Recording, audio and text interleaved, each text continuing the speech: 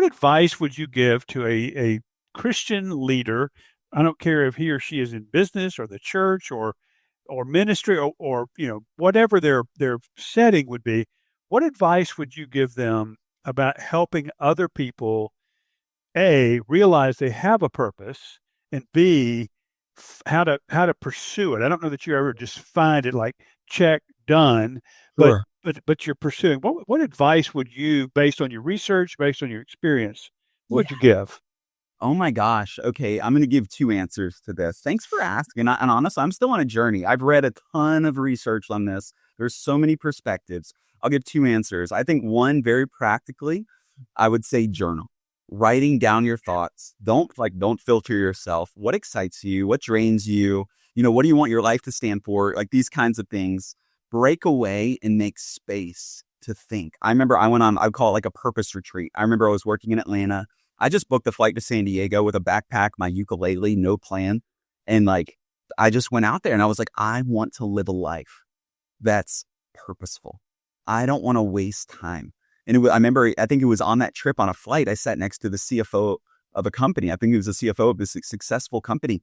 And he said, what were you doing on this trip? And I said, well, I wanted to make sure I was living my life according to my purpose. I want to make sure I'm living intentionally. And he looked at me, I'll never forget his words. He said, Sean, he said, I wish I would have done that when I was your age. He said, I just pursued the next successful opportunity in front of me. And I have a nice house in Vermont, but I never did this. And it just stuck with me. I was like, wait a second. It's possible to live this life saying yes to opportunities, but not stepping back to ask yourself, why am I doing this? To reflect or maybe pray or, seek. Like, wait a second.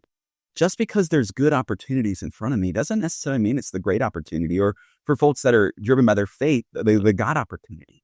And I think that would be a challenge, is break away, journal, get away in nature, take a trip, break away, and then seek mentorship, listen to other people. You just might be surprised how things turn out. So I'd say that's the first one. The second one is a framework that I share with people, that I've used for myself, and I think it's helpful. And I'm sure there's similar frameworks out there. But one is just to create 3 columns. Get a sheet of paper, create 3 different columns. And the first column, write, what am I good at? What are my skills? And I think we'll just talk scripturally here from a Christian perspective. I think we look in the scripture and we see certain people have certain skills. If we think of Paul, he was a tent maker. He probably had some sort of skills about being able to make tents. Jesus, he was a carpenter. He had some sort of skill set to allow him to do that. We think about the tabernacle being built. Like, those people had skills, and there's different skills. Tax collecting. I know that was kind of shed. Maybe they were good at counting. They had different skills. So what are those unique things? Let's say it's, I'll just use my youngest brother, Ryan, as an example. Like, Ryan, what are your skills? What are you really good at? What are the things over the course of your life, if you can look back and people say, man, Ryan, you're one of the best people I know at that. You're incredible at this. Or the thing that man, you're just when you do it, you're like, man, I just did an excellent work. And I just encourage people, write those things down. Maybe it's one thing. Maybe it's 6 things. But what are those things, maybe those gifts, skills, and abilities that have been given to you? Maybe you've grown in them, you've worked on them, but what are those things? It can just be a way to identify, almost like an inventory of your life or yourself. And then secondly, what are the desires? What are the things inside of you that make you come alive, that get you excited? We have to be careful here. Not all desires are good. We know that. But at the same time, we know that God has put desires in our hearts. According to scripture, we see that. He asks us for things. John 15:7-8, ask. He says, ask, and it'll be given to you. And this will bring glory to the Father. So it's man, he wants to know what's inside of us. So we have to be careful. Maybe we can seek mentorship and support in the area of desires. But what are those things? What are the things you desire? Writing this down. And then the third one. So this one's interesting. I'd say this one, so this is definitely from a Christian perspective, but what are the things you feel like God's highlighted in your life? And that could be through somebody speaking to you. It can be through these kind of spark moments like I was talking about in my journey, where it's oh wait, illumination, whatever it may be. What are the specific things? Because in certain cases, maybe you get one of these spark moments or illuminations and it doesn't line up with your skill set.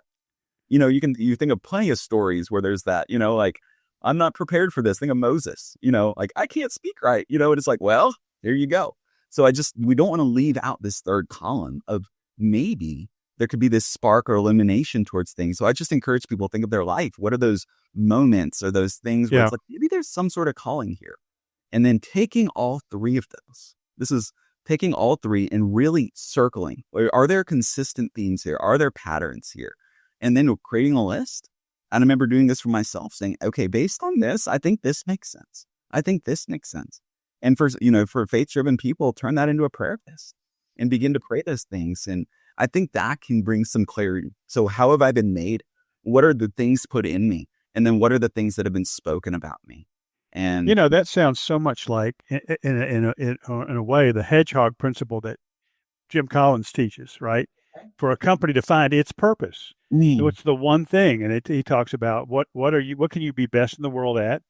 What's your economic engine, and what are you passionate about? yeah. And it's the same logic. He Oh, even has that threefold Venn diagram. I love where you're going. oh, cool. And I would assume, and correct me if I'm wrong, but I would assume here that this is the kind of thing you would also do, like you start working through it and answering these questions, that you would want some sort of spiritual director to Indeed. guide you, not tell you what to do. That's not what a spiritual director does, but somebody like a Gary. We both know Gary. We both respect him immensely. Somebody who's older and wiser, listens to the Spirit, that can show you kind of where you're getting a little off course here. Let's just come back a little bit, keep you focused in the right direction. But I love that Mm. framework. Thank you. Have you done this with students? And if so, how did they respond to it? Yeah. At Baylor University, and I think they were just incredibly grateful to be able to do that. It really depends on the context. I would say, especially for that third box, if the person's a faith-driven person, if the setting is, appropriate for that, love to walk people through this process. I think the first two, I think anyone would get excited about. What are my desires? What are my skills? I think the third one, that's the faith dimension. What's interesting is, looking at research, you ask eight, we grab the whole world population, we get 10 people, 8 of them are going to say they have a religious affiliation. So I think that's what our field in entrepreneurship is talking about right now is this concept of religion. Yes, it can be divisive and these kinds of things, but it's influencing the entire world. Like Yeah. you can't get away from it. So our field has embraced it deeply, and our top journals are looking at it. But overall, so I just say that to say I think this framework is going to be applicable. It is applicable to way more people than maybe folks might. You and I would approach that third column from a Christian perspective, of course. But Mhm. if you're saying, you could reword it and have the same point. Where have you felt affirmed in what you're doing? Where have people, you say, spoken to you? Yes. And you could even say, I think you could get away with saying something like, well, where do you feel like God has affirmed you? I don't Yeah. think people are going to run away from it. Some will, but most won't. Yeah, there's definitely language that can be approachable, has like in the calling literature, it would say a higher power and things like this. But I think, from a Christian perspective, we could say, what is Jesus? In what ways has he done this? Or what way has God influenced you, spoken to you, used people, whatever it could be. So the feedback that I've received from people, I think it's been really helpful.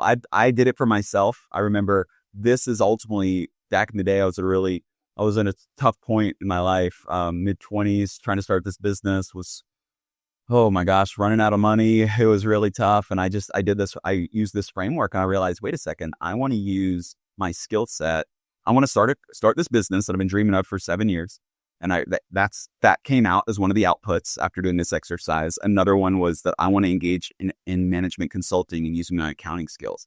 That came there. Also, I want to travel the world, impacting people. I wanted to engage in real estate investing.